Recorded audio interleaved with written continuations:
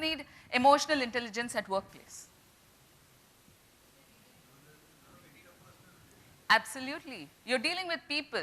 I give this example, okay?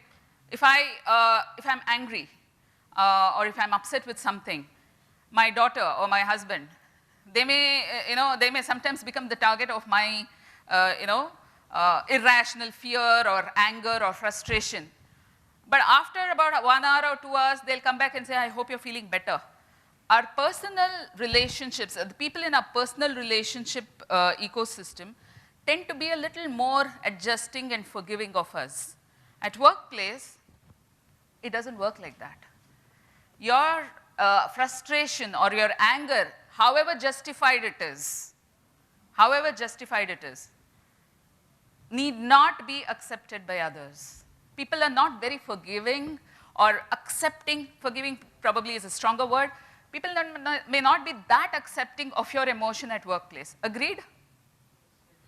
That is why, that's one of the reasons why EQ is important. What are the reasons?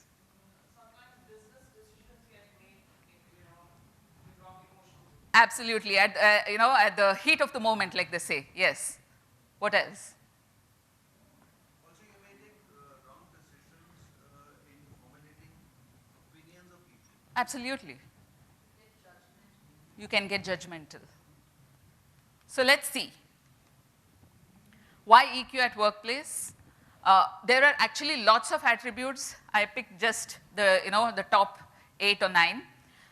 When there is emotional intelligent teams in an organization, everyone's ideas are first of all respected.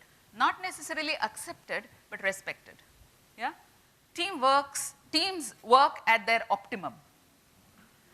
Gossip and other negative behaviors stop. A very, very nice outcome.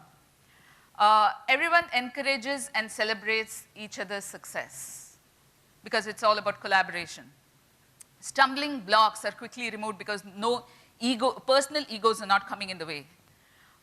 Decisions are value-based than ego-based. Integrity is valued. Working relationships are rewarding, and your potential gets continually developed. There are so many other reasons also. Anything else you can think of? Why emotional intelligence? How emotional intelligence can help you? It's more productive. Absolutely. To reduce attrition. Absolutely. Sorry? Absolutely. Active listening is a very, very important trait of an emotionally intelligent person. Not listening, active listening.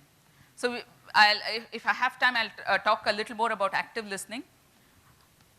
So here is a research that my team did in the year 2016-17.